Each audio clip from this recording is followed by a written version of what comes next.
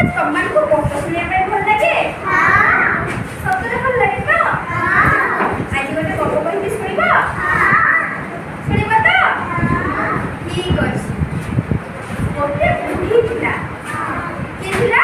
ବୁଢ଼ୀ ତା ଝିଅ ଘରକୁ ଜଙ୍ଗଲ ରାସ୍ତା ଦେଇ ଯାଉଥିଲା। କୋଉ ରାସ୍ତା ଦେଇ ଯାଉଥିଲା?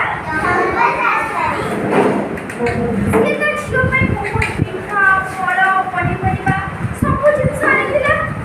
ତ ସିଏ ତା ଝିଅ ଘରକୁ ତା ଝିଅ ପାଇଁ ନେଇକି ଯାଉଛି। ରାସ୍ତାରେ ଯାଉ ଯାଉ ଗୋଟେ ବାଘ ଦେଖାଗଲା। ବାଘ କହିଲା, ମୁଁ ଆଜି ତତେ ଖାଇବି। ବୁଢ଼ୀ ବହୁତ ଡରିଗଲା। ତମମାନଙ୍କୁ ଯଦି ବାଘ କହିଥାନ୍ତା ମୁଁ ତମକୁ ଖାଇବି, ତମେ ଡରିନଥାନ୍ତା କି? ଡରିଯାଇଥାନ୍ତା ନା? ତ ବୁଢ଼ୀ ସେମିତି ଡରିଗଲା। ଡରରେ କହିଲା, ମତେ ଛାଡ଼ିଦିଅ, ମୁଁ ମୋ ଝିଅ ଘରକୁ ଯାଉଛି। ମୋ ଝିଅ ଘରକୁ ଆସିଲେ ତମେ ମତେ ଖାଇବ। ବୁଢ଼ୀ ଏମିତି କହିଲା। ବାଘ କହିଲା, ମୁଁ ତ ତମକୁ ଛାଡ଼ିଦେବି, ହେଲେ ତମେ ଯଦି ଫେରିକି ନ ଆସିଲ?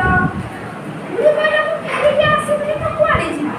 ଏଇ ତ ଗୋଟେ ହିଁ ରାସ୍ତା, ଜଙ୍ଗଲ ଦେଇ ଯାଉଛ, ଏ ଗୋଟେ ହିଁ ରାସ୍ତା। ତ ମତେ ଏଇପଟେ ହିଁ ଆସିବା ପାଇଁ ପଡ଼ିବ। ମୁଁ ନିହାତି ଆସିବି, ଆଉ ମୁଁ ଆସିଲେ ତମମାନେ ମତେ ଖାଇବ। ଠିକ ଅଛି? ସେ ବାଘକୁ ଏମିତି କହିଦେଲା। ତାପରେ ବାଘ ବୁଢ଼ୀକୁ ଛାଡ଼ିଦେଲା। ବାଘ ବୁଢ଼ୀକୁ ଛାଡ଼ିଦେଲା ପରେ ବୁଢ଼ୀ ଯାଇ ତା ଝିଅ ଘରେ ପହଞ୍ଚିଲା। ବୁଢ଼ୀ ତା ଝିଅ ଘରେ ଯାଇ ମନ ଦୁଃଖରେ ବସିଲା।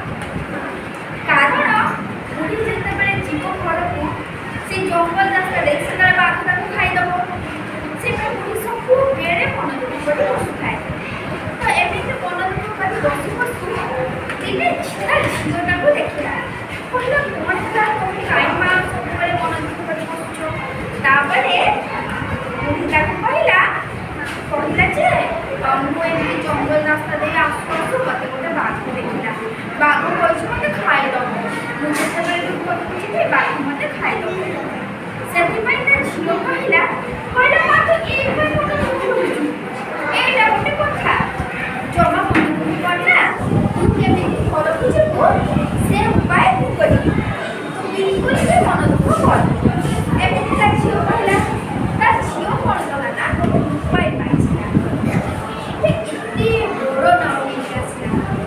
ଏତେ ବଡ଼ ନାଉ ଆଣିକି ତା ମୁଣ୍ଡ ଆଉ ଗୋଡ଼ ଦିଟା ସାରା କାଟିଦେଲା। ତା ଭିତରୁ ମଞ୍ଜି ଗୁଡ଼ା ନଥିଲା ସବୁ ବାହାର କଲା। ତା ଭିତରେ ବୁଢ଼ୀକୁ ପୁରେଇଲା।